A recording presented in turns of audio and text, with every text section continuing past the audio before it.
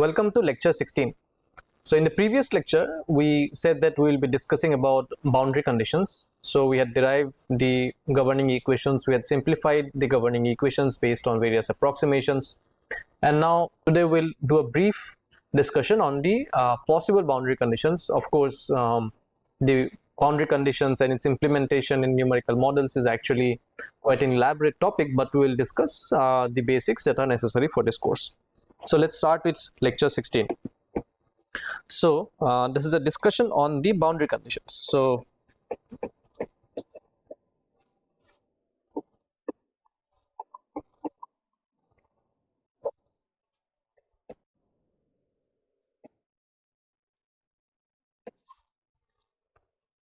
the partial differential equations that we have derived, so they can be uniquely solved.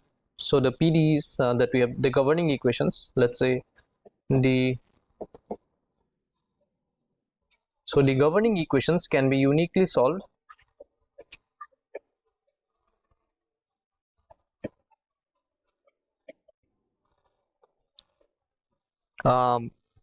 with appropriate initial and boundary condition.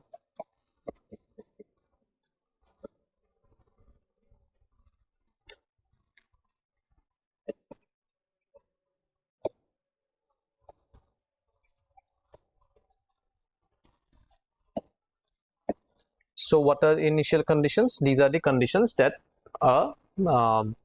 certain equations start with. For example, let's say you have an evolution equation, dx by dt is equal to something, let's say a constant c, and you have to specify then what is the value of x at time t equal to 0. This is the initial condition. I mean, all of us know this is just a small note on what is initial condition. And boundary condition is in boundary value problems, so you have to specify the values at the boundaries. So if these, so this is a flow, let's say in inside a pipe or a channel, and because the governing equations have derivatives of the variable velocity, and also because this is bounded at two different sites, it can be bounded on three or four sites. That is not an issue, but just to give you an example, it's bounded on two sides, and we have to specify the values of the variables, in this case the velocity, at these two different walls. So let's say this is wall 1 and wall 2. So this is the boundary condition. So that means these are values at the boundaries. So either you specify the exact value at the boundary or specify the derivatives of the boundary, depends on the specific partial differential equation that you are working with.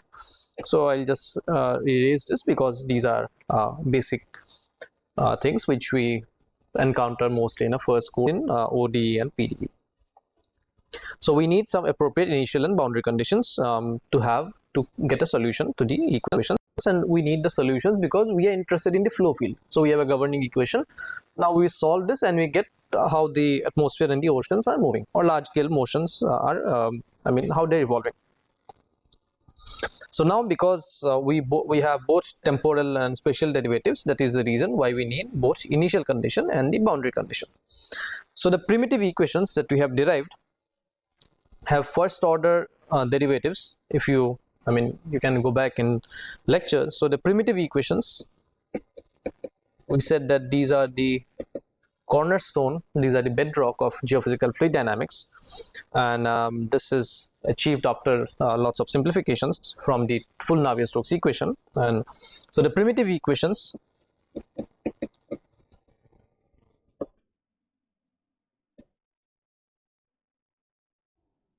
have first order time derivatives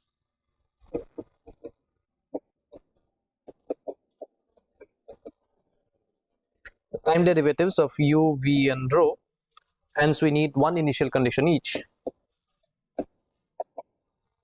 So initial condition each. So I'm writing the abbreviation IC as initial condition. So we'll need one initial condition each.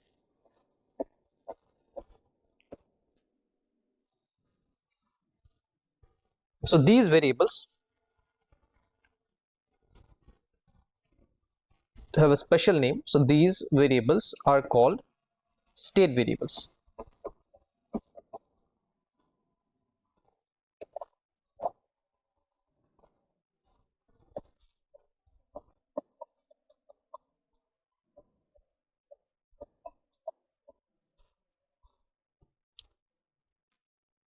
Okay, so these are state variables, and these are the variables that are evolved using they're evolved in time, and that's the reason their time derivatives appear in the momentum, the governing equations. So it might be a good time to go back and look at the governing equations if you don't recall the primitive equations. So W and P, however,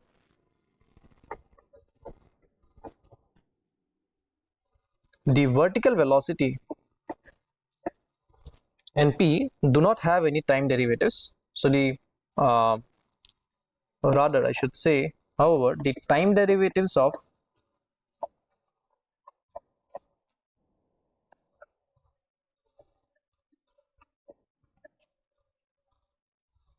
time derivatives of W and P do not appear explicitly, and they can be, hence they can be determined. I mean, also from the governing equation you can see that they can be determined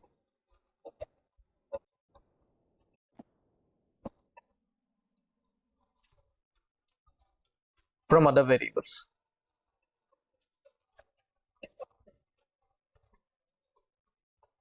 Okay, please convince yourself that this is the case. So W and P, there is no time derivative, explicit time derivatives of pressure or the vertical velocity, and hence they can be we don't have a evolution equation for them, and they can be determined from the other variables which are earlier stated as the state variables. So these variables W and P are called diagnostic variables.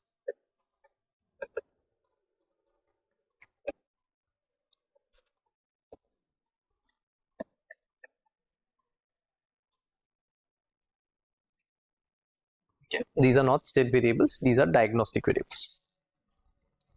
Okay.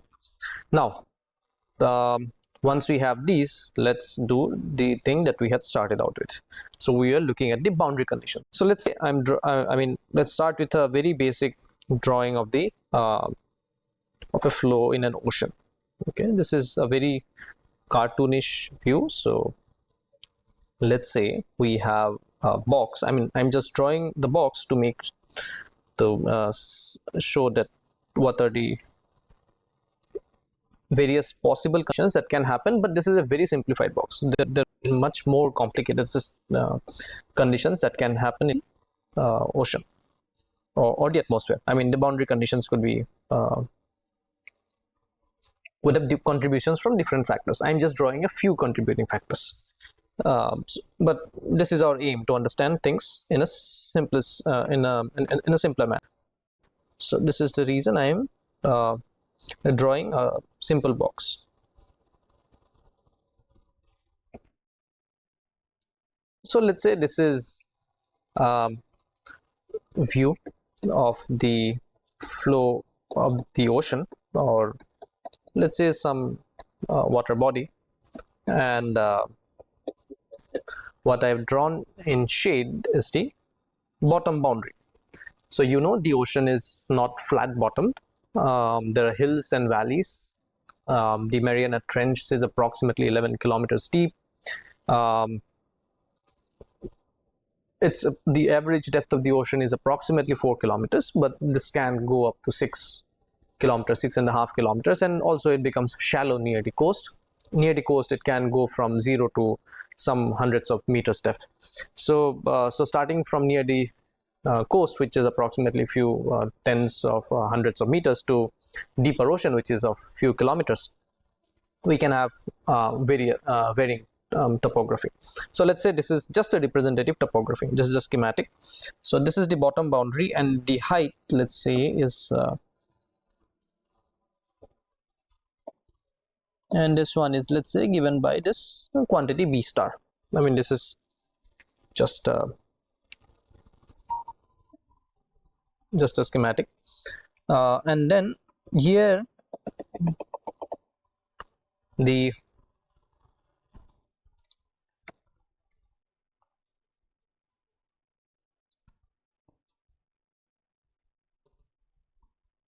the ocean is undulating, the surface is not straight. You know, the surface waves, if you have been to a beach, you know that the surface is moving. And this is, let's, the dotted line that I have represented is the reference surface geoid.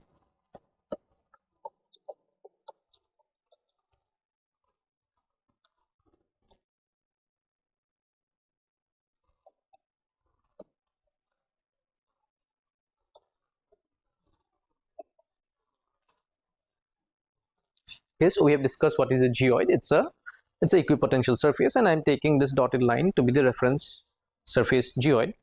Or rather, the reference geoid is represented as this dotted line. And then we have some other surface forcing. So this the variable z is upwards, and there is wind stress which is acting on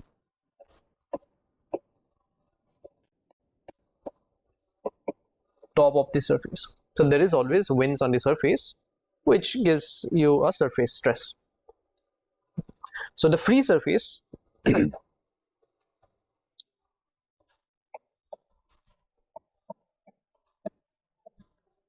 let's say is represented by this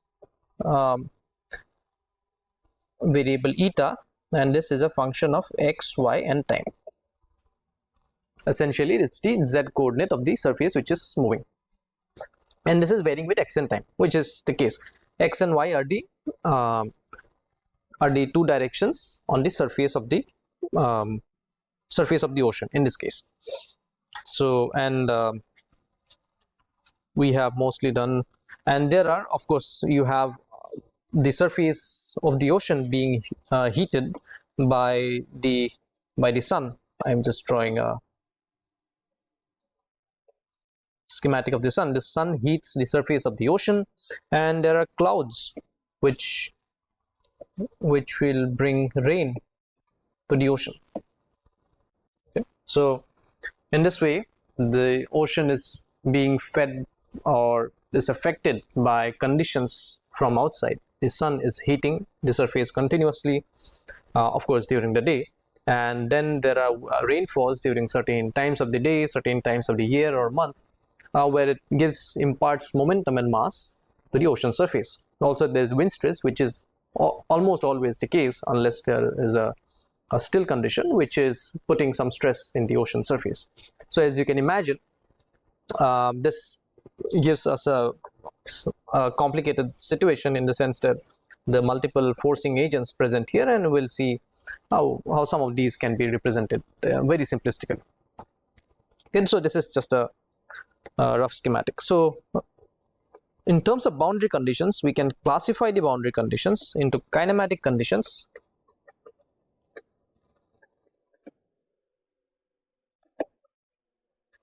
and dynamic boundary conditions. So let's see what is the kinematic condition.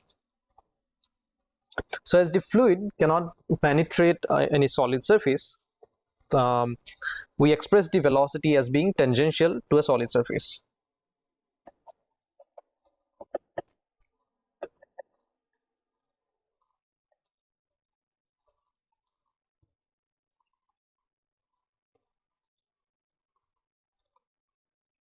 So velocity is tangential to a solid surface. So in our situations, in our study, so, or let's say in our course, the fluid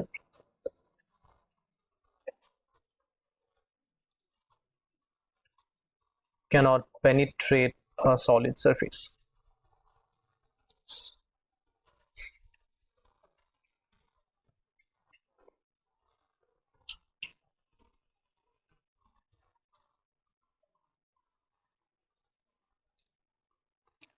For example, air cannot penetrate land, and ocean cannot cannot penetrate the bottom topography. So here there cannot be flows into the bottom of this. Sorry, I mean, there's no velocity perpendicular to this bottom topography. So this is, of course, with with an assumption that we will always consider in our study, is that our flows do not seep into the solid surface. So there is no seepage of flows into the ground, which of course always keeps on happening. But in our case, we will consider our boundary to be a non-penetrative boundary. Okay, so we don't take into account seeping flows into the ground. So there are different situations where this is important, but in our case the seepage is not important. So we'll say that our flows are completely bounded by a solid surface. So flows are always tangential to a solid surface that is parallel to the local slope of the bottom boundary.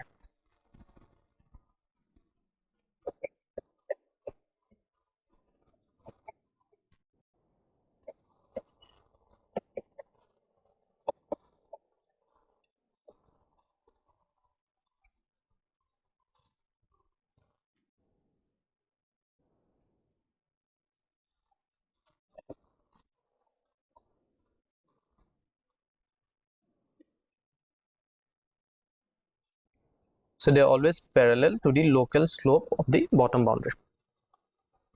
So z is the vertical coordinate, as we had shown here. This is the z coordinate starting from the surface of the portion at the reference level of the geoid. Okay, that is the z equal to 0 level. So z is the bottom coordinate. So b star is the bottom boundary, as I had mentioned here. We have del z minus b star, I mean ddt of z minus b star equal to 0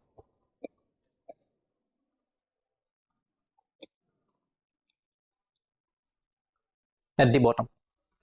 Okay, essentially this means the b star is equal to the z coordinate. I mean, there is no difference in the time rate of change. There is no difference in the total derivative of the z minus b variable at the bottom.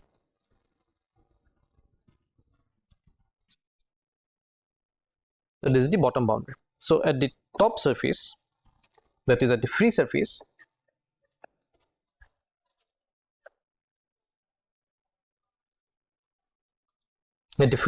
so the boundary is moving with the fluid. Now this is a different case. So the boundary it's moving, unlike the bottom boundary where this was stationary. Now the top surface, the boundary is moving with the fluid.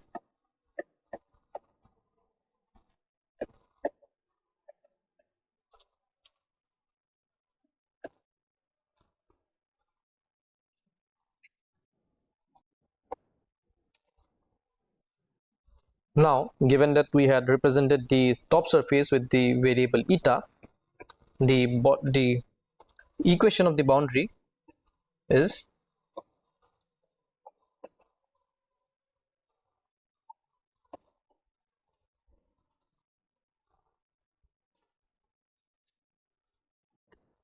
z minus eta equal to 0. Okay, eta is the free surface displacement. So this is a kinematic boundary condition. These are kinematic conditions. We are not taking into account any forces. That's the basic difference between kinematic and dynamic. So once we get into dynamic, we'll see how that is different. So this z minus eta is 0 at the free surface.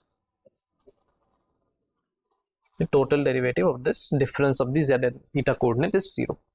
It has to be 0 because this is what we assume. There is the boundary is moving with the fluid. There cannot be any separation between the two. Now,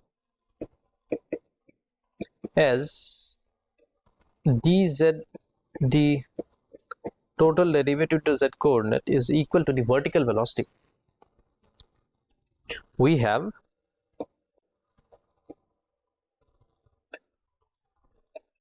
vertical velocity is equal to the time rate of change of the free surface coordinate, which free surface coordinate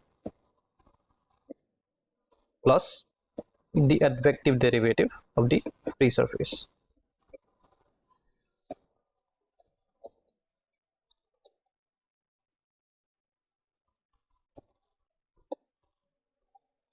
Okay, at z equal to eta, that is at the free surface, we have the vertical velocity equal to the the time rate of change of the free surface plus the advective rate of the free surface.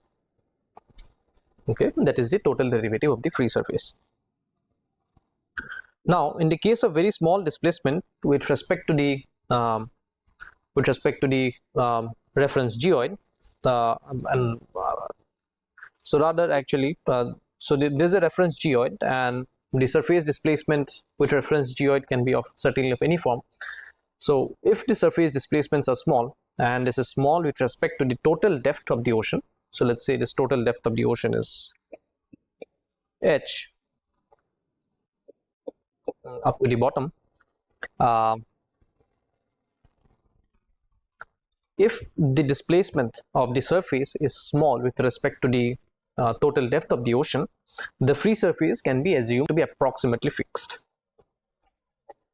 If eta is much less than h,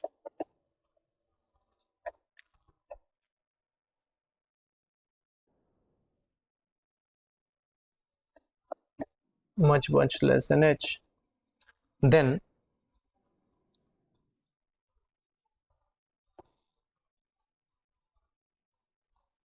the free surface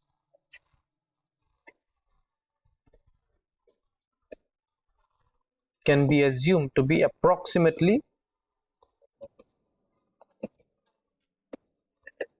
fixed. So h is the total height of the ocean from the surface to the bottom, and eta is the surface displacement. So if it's very small, then we can assume the surface to be approximately fixed, that is, it's stationary, and this is called the rigid lid approximation.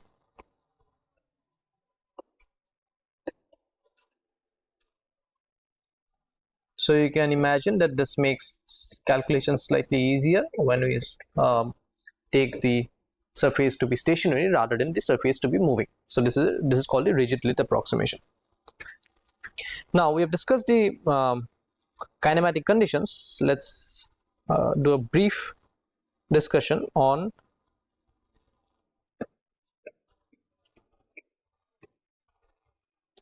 dynamic conditions.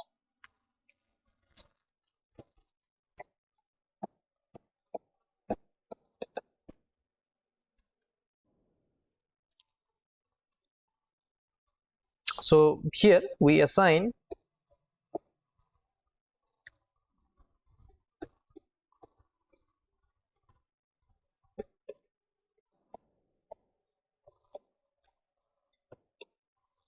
the values of forces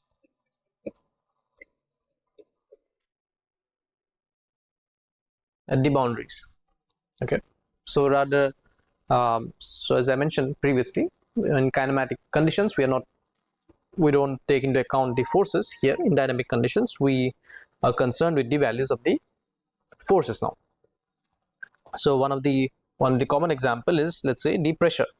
So pressure at the atmosphere is equal to the pressure at the sea surface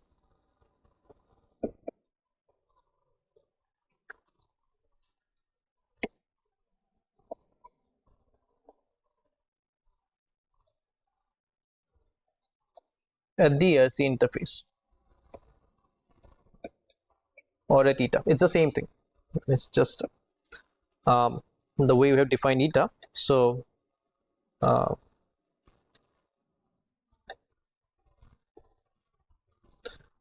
going back to this diagram, here at the sea surface, that is at the surface which is moving, the atmospheric pressure and the pressure at the sea should be same.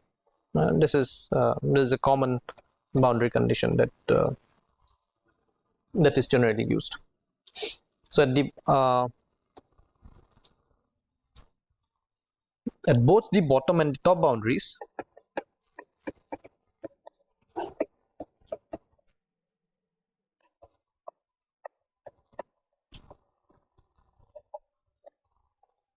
the viscous stresses are important.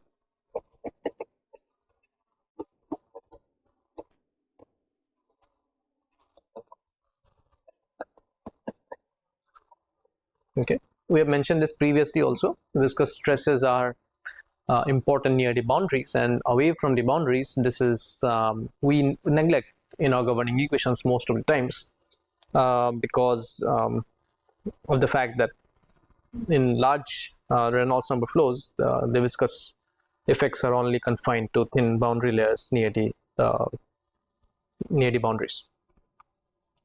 So along a moving boundary, so continuity of both the velocity and tangential stresses is needed.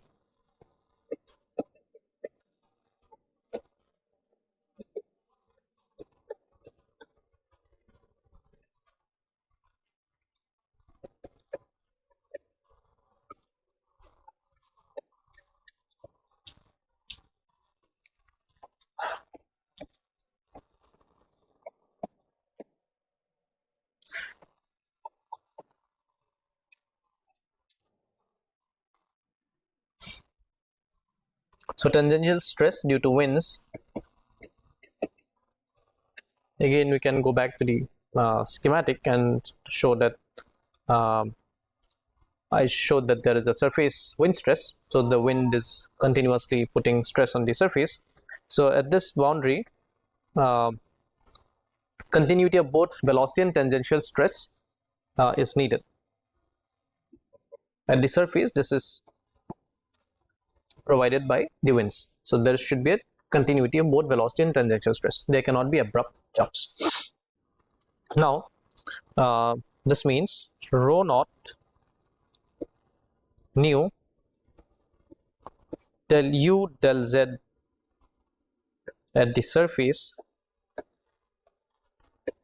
is equal to the wind stress along the x direction, because this is the u velocity, and similarly rho naught nu del v del z at the surface is equal to tau y, where tau x and tau y are the two components of the wind stress.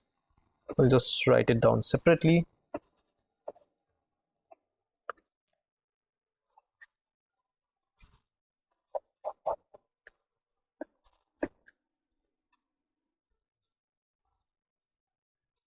So this is the wind stress. Tau is the wind stress, x and y are the two components in the x and y directions, that is two orthogonal directions on the surface of the ocean. So these are the wind stresses, tau x and tau y, and there should be a continuity because there cannot be an abrupt jump. Hence this is the, we say that the derivative at the surface should be equal to the stress exerted on the surface. Okay. So precipitation of course makes the boundary condition slightly more complicated. It imparts both momentum and mass, as I mentioned. So and precipitation is inevitable over Earth, because there's a water cycle. Water evaporates and then forms clouds and then condenses into water droplets and then falls down due to gravity. So it will add mass into the system. It will also add momentum, because once it as it falls, it has velocity of its own, so it deforms the surface as it falls down on the ocean surface. So precipitation makes things slightly more complicated, and people do of course include this in numerical models, but this makes of course your calculations slightly more involved. But if you really want to have a realistic model, then of course you should include the effects of stratification and include the effects of precipitation and also evaporation. So similar to velocity, boundary conditions for density are also they also needs to be provided, which in turn is affected by temperature and salinity. So we can either prescribe their values directly or their gradients, as I had mentioned. So previously, going back to the schematic again, this one, so the ocean surface is continuously being heated by the sun, and this in turn changes the density of the water. Of course, if you heat something, the density decreases. Similarly, there is precipitation which is falling on the surface of the ocean, which is changing the density, because precipitation as it falls has much less salinity content than the ocean water. Also, there are river discharges. Okay, so this is something that I did not draw here, just to make things simpler. So this is a river which is flowing into the ocean, and this brings in fresh water. This is, I mean, this has almost no salt content unless it is passing through salty rocks. So this river discharges into the ocean, and it releases fresh water into the ocean, so which has low salinity, and of course this now mixes with salt water and reduces the effective density of the system. So now this becomes a more stable system with lighter fluid on top and heavier fluid on bottom. So these are boundary conditions because of the external forcing like river, precipitation, and solar radiation, and these also need to be prescribed in the salinity and temperature boundary conditions. For example, if something is coming in from the surface like a river, we will have to include that effect of that salinity condition at the top of the ocean. Also, because sun is heating, we'll have to impose a temperature condition on the top of the ocean, which will effectively give rise to changes in density. Okay, so this is a discussion on the boundary conditions, and we saw that how kinematic and the dynamic boundary conditions are needed. And of course, once we go deeper into numerical analysis, there are further more discussions that can be done on this topic.